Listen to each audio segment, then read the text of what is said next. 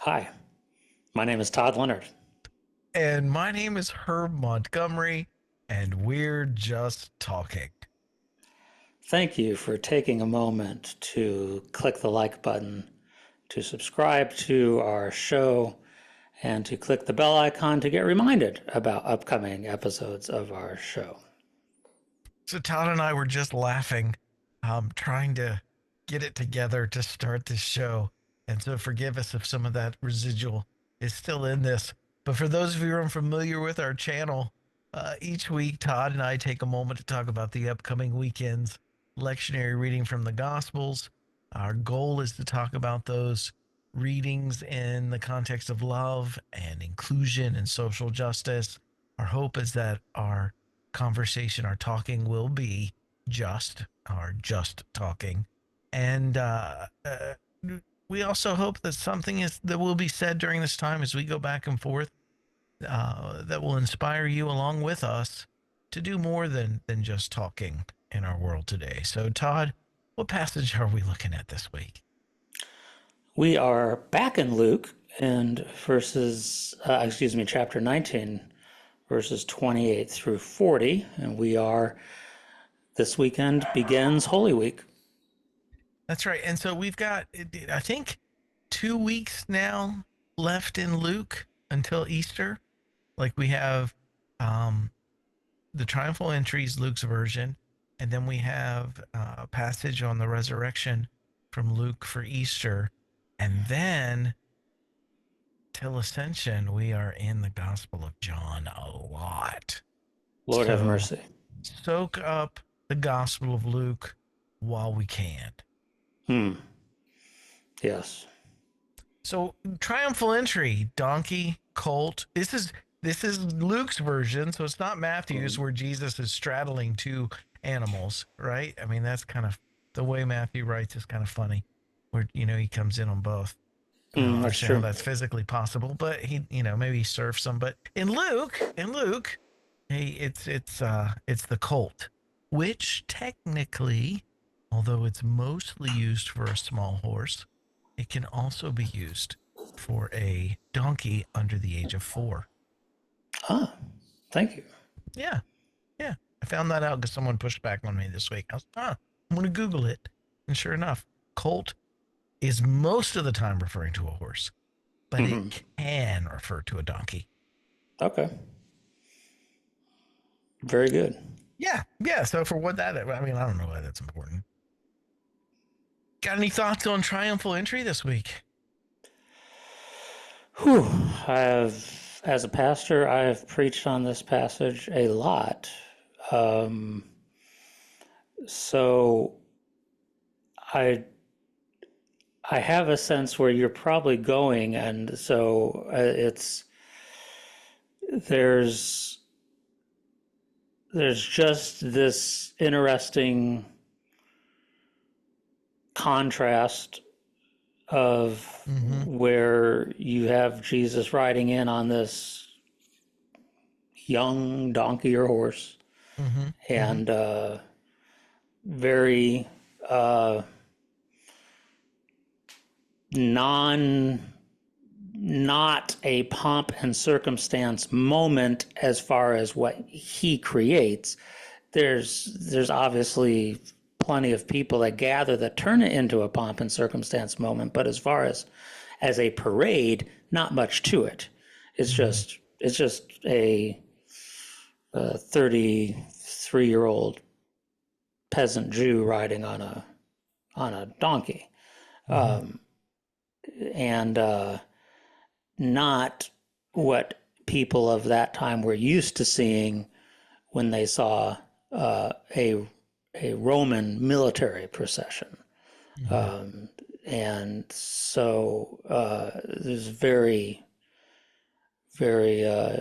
different uh, different experience to see this versus what they saw with Rome, and and so for people to celebrate this, um, when to anybody who would compare and contrast those two processionals, this would seem pretty, to use a very intellectual word, wimpy. How do you spell that, Todd? That's in the Wimpy. That's a big Greek. word. That's a It's that's a $5 word. yeah. So anyway, yeah. So it's just not much to it, and so it's interesting that it gets the attention that it does. So in the Gospel of Mark, and Luke's a little different, but in the original, in the very first verse, oh sorry, let me say this way. In the earliest version of this story that we have in the Gospels, Mark has the triumphal entry climaxing in the attempt of the temple demonstration where he protests in the temple, flipping the tables.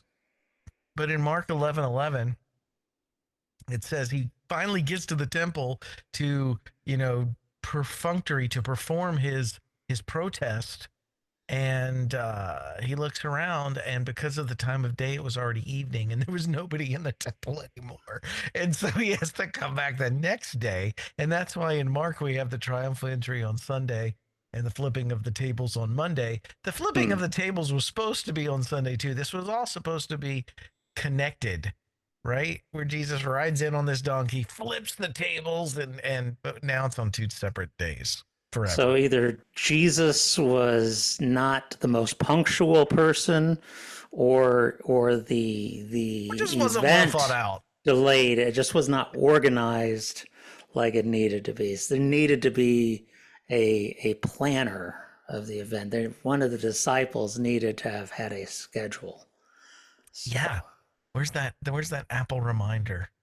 yeah, yeah. Yeah. Yeah. No, I for what I mean, yeah. Yeah. So we get to Luke, and again, as you just said, that contrast, I am indebted to Borgen Crossan for introducing Hmm. this idea to Yeah. me for the first time, which is when Caesar would usually take over when the Roman Empire would take over new territory, Caesar would enter into that town on a Roman war steed. And this story, and we can have different opinions on this. Everyone that's listening, watching, you and I, Todd, we can all have different opinions on what I'm about to say for sure. It's my opinion that this story was created by the um, gospel authors using the text from Zechariah, using the text from Zechariah, what is it, 9, using the text from Psalms 118, the hosannas and the, Hmm. um, you know, blessed is the one that comes in the name of the Lord. Those phrases, using those passages, but written in such a way to contrast once again Jesus's kingdom with the Empire of Rome. That the Empire of Rome comes in on this war steed, Hmm. and Jesus comes in on a meek and lowly donkey. Um, I think it's theater. You know what I mean? Where they're Hmm. contrasting the two, the Pax Romana versus the peace of Jesus, the Gospel of Rome versus the Gospel of Jesus. Hmm. There's this contrast here. That's my take on the story. Um, the justice of Rome versus the justice of Jesus's the reign of God via Jesus.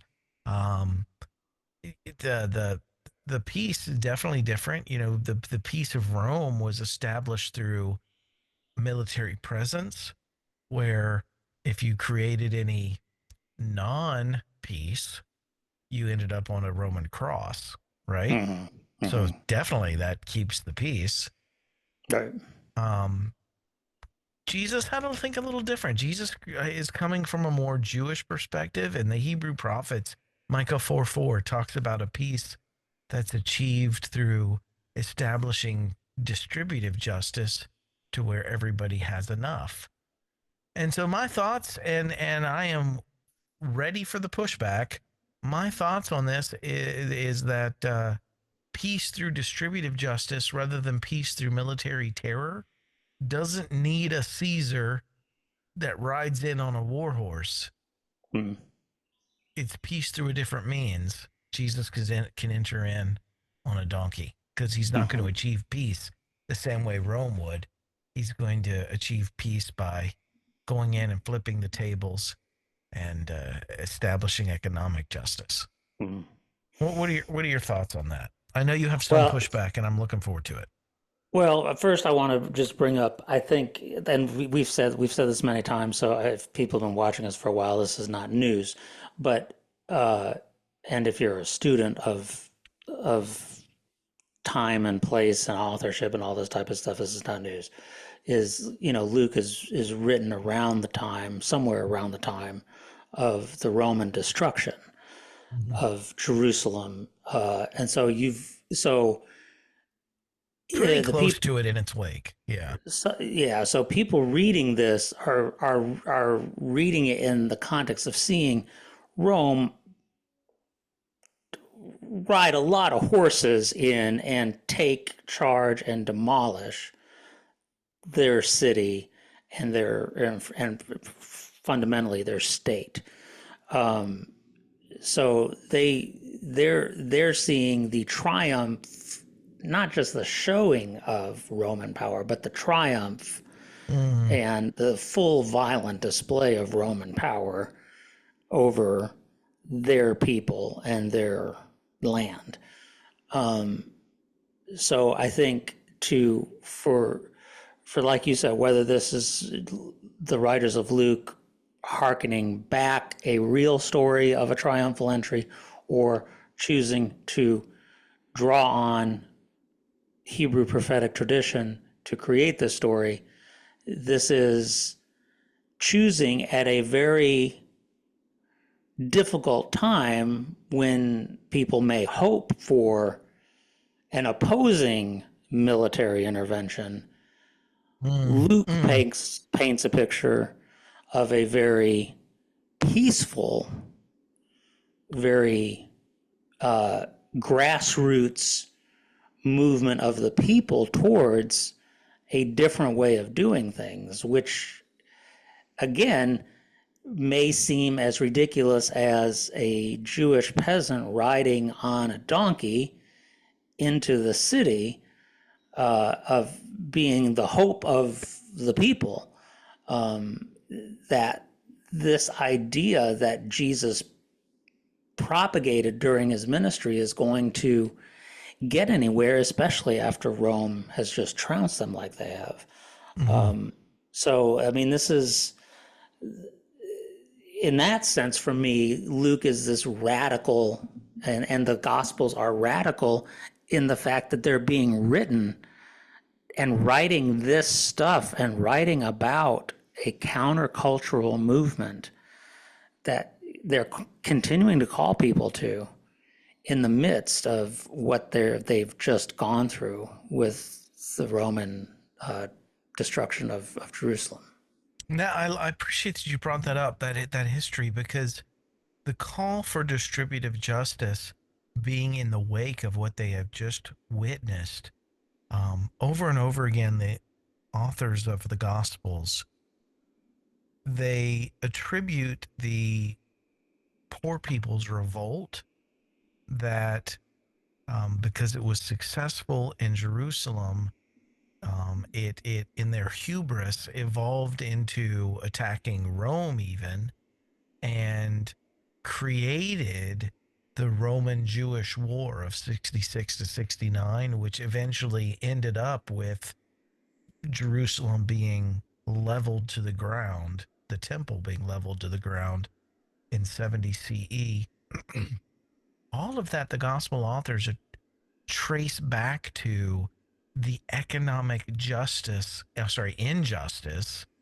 and the disparities between the elites and the rest of the population who were being exploited to such a degree that finally the poor people did revolt, and create this chain of events that Mm-hmm. ultimately ended up in destruction of the temple.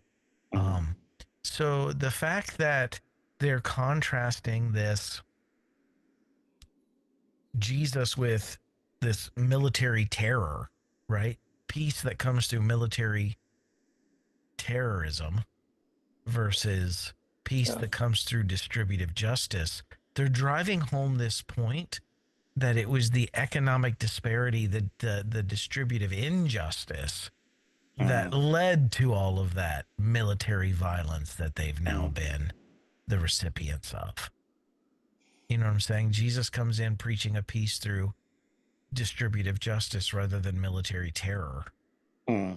Um, and we were talking earlier, Todd, about in my blog this week. I said, peace that comes through distributive justice doesn't need a war steed. Mhm. That doesn't need that military presence. And you brought Mhm. up, I think, an incredibly valid pushback to that. Share Yeah, that. so we haven't seen a full-throated distributive justice movement in our world, to my knowledge. But we've seen partial ones in different aspects. We've seen attempts at trying to reform things. We've seen, Desmond Tutu and Mandela in South Africa. We've seen Gandhi in India try to make things better and improve things, and we saw the civil rights movement here in the United States in the '60s, um, and and I think ideally we wanted that movement of King, and I'm specifically mentioning King, to say it could have stood on its own, um, by just grassroots movement of good people, mostly African Americans, and then progressive people of other races joining them, um, making a movement towards a more equitable society for all colors. But the reality is there was a lot of legal machinations happening at all levels to try to reinforce this on a legal level. And then our government sent in the National Guard. I mean, Sent in the war steeds, sent in the war steeds to protect the civil rights movement from local law enforcement that local were war steeds. local war steeds who were persecuting the civil rights movement. And so the Nationals Guard was coming in to override the local, and so you actually have kind of a militaristic back and forth in order for this movement to continue its momentum for the time that it did. And so I think the reality may be in the process of moving in a direction. I don't think you can say you will always see that it's pure, but you can see where it's heading towards, and maybe that it gets there eventually, but it may not look as cut and dry and perfect right out of the gate. I really value that because my attempt in writing that was to contrast military terrorism versus distributive justice. You know what I mean? Those two Mm-hmm. ways of keeping the peace. But too often, movements of nonviolence, and I teach nonviolence, I subscribe to nonviolence, but too often, um, movements or philosophies of nonviolence don't take into account how police, military force was used. And I don't want to exonerate peace or military and saying, they've always been the champions of justice. You know what I mean? Right, But right. there have been times when they've been brought in, as you just mentioned, to Mm-hmm. stand up against other Mm-hmm. sectors of military and police violence. You, Mm-hmm. you, you know what I'm saying? Where Yeah. In the you, self-defense type and situation. yes, and that's what I really was trying to get to. Self defense. Is self defense I mean, I understand what my nonviolence friends say, about lethal force and all of that. Hmm. But do we really want to put self-defense in the same category as violence that requires Yeah. self-defense? You know what I mean? Is that the same? And here's the other kicker for me. Where's the stop? Where's the speed bump? Because I can be um a privileged person in a society that's exploiting others, and Hmm. those exploited others are reaching out for justice, but I have the police on my side to Yep. protect my property, my privilege, and my power, right? Hmm. And Hmm. I will call that self Hmm. defense. Right. You know what I mean? So I So think it's social all location matters. It's just absolutely. complicated. It's very complicated, and yeah, and the government's use of our National Guard is Not always on the side of justice. And yet it so. has been. And But it has justice been. movements have needed it. Yes, it's Yeah, messy. it It's is. not. It's not clean. It's messy, Yeah, and I remember that's the struggle.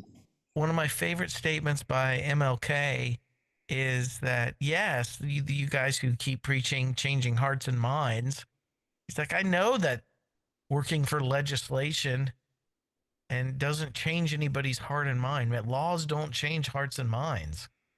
He says, but it sure does at least prevent that guy over there from lynching me while I'm trying to change his heart and mind. Yeah. Yeah. You know what I'm saying? I mean, that's what you're really tapping into here. Yeah. Is sometimes maybe a war steed is necessary.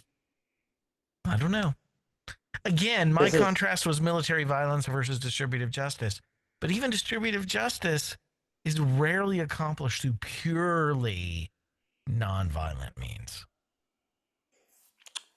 And I'll add this wrinkle too. Just and I don't know if I agree with what I'm bringing up. I'm Okay. bringing it up as that others have suggested, other historians have suggested it, that the Black Panther movement, which was a more militaristic expression of the civil rights movement, and the Nation of Islam, and then the Malcolm Malcolm X's X. Mm-hmm. expression, which was a more verbally militant Mm-hmm. expression of the civil rights movement, made Martin Luther King's expression of the civil rights movement the acceptable version to embrace by Mm-hmm. more Americans, because Americans were more scared of the other versions that they saw being represented in society, and so they took the one that seemed the most peaceful and the most non-threatening, even though King was very threatening in his way. It was the least of those three expressions of the movement. And so there, the argument would be even those more Yeah. aggressive expressions helped the movement. So James Cone has you spent a lot of ink on this contrast that he um, uh, refers to as, and I forget whether it's Martin and Malcolm or Malcolm and Martin. I forget which Mm-hmm. order it's in. Mm-hmm. But the point that you're making is the point he makes, is that King's movement ultimately won in part due to the fact that Lyndon B. Johnson would rather accept it, would rather work with King's version than Malcolm's version. And to be honest, oh man, I don't even know if I should go this far. When we look Oh, at the way that King has been co opted by white mm, society, mm, I'm not so sure that Malcolm wasn't the mm, better option. mm, Just say it. mm, You know, King was it was successful. It was successful, and a lot's been accomplished. But yeah. racism was able to evolve and find hacks around the civil Mm. rights movement as accomplished by King and others. So I don't And know. I think they would have, even if with racism is such a beast. I think it would have found a way if it had gone through Malcolm as well. But with that said, that brings us to a point: is if you're much less familiar with Malcolm's writings and speeches than you are, you owe yourself the favor of getting acquainted Getting to know with. Malcolm too. Absolutely. Yeah. So yeah, but so again, this is so the human situation is so messy, and like you, Herb, I cling to the notion of a of a militant nonviolence Okay. as the way forward, as of saying this is how we've got to do it, is we've got to go a different path. We can't Can't be passive. accomplish, we can't be passive, but we can't accomplish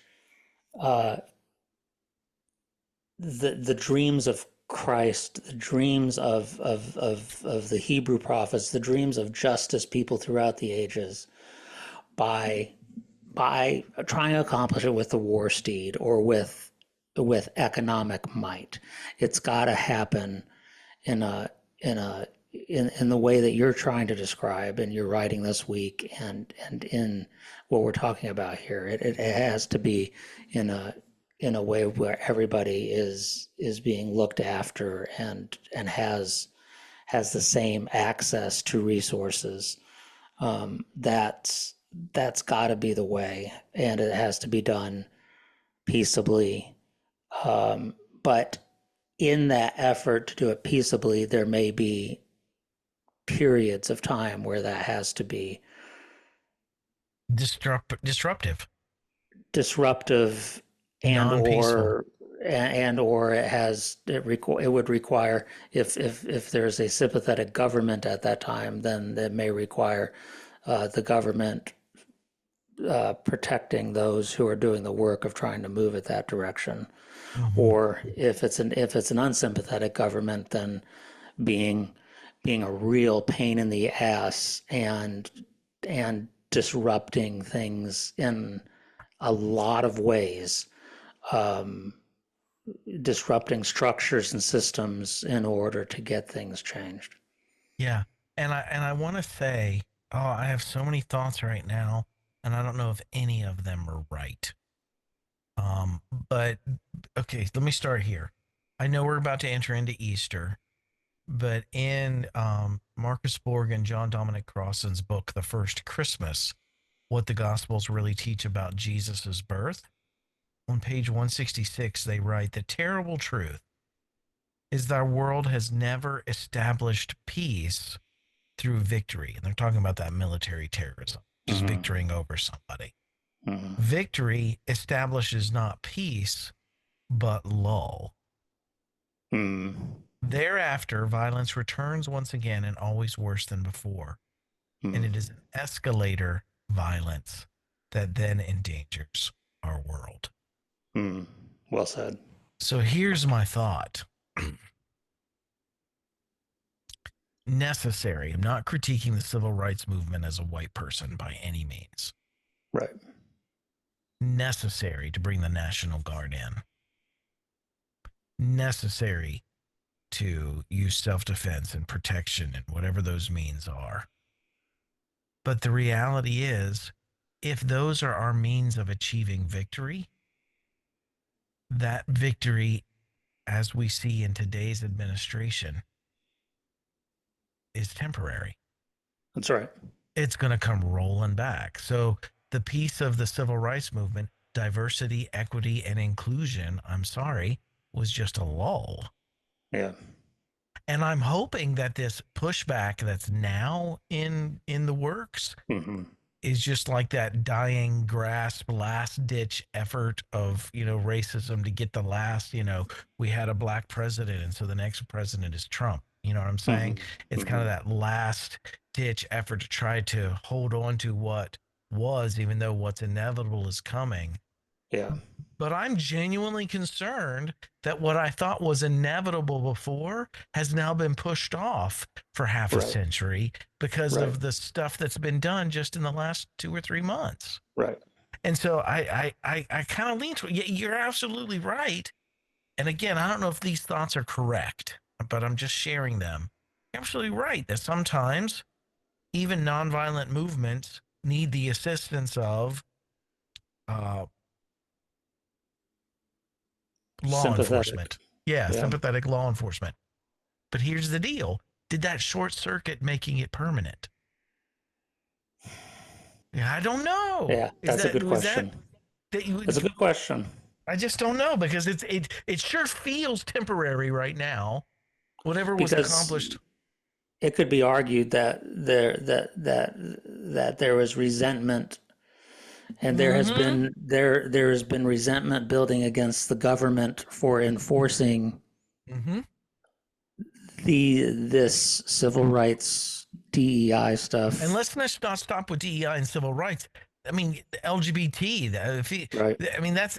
I mean, for crying out loud, this bothers me so stinking much when people say that someone else having rights is, you know, shoving their lifestyle down my Right. throat. Right? Right. But that's what they're tapping into when they say Right. that is this It's like being resentment like that it's being equality forced on us is by being a forced gun. on. Yes, that this equality is being forced. Someone else's rights is being forced on me, which I Right. totally don't buy. But it's Right. still that motive of Yeah. resentment that hasn't been dealt with. That right now we're living through the ugliest face of resentment. Yeah. Yeah. Resentment towards justice is what we're living through right now. Yeah. Yeah. Resentment to justice. Yeah.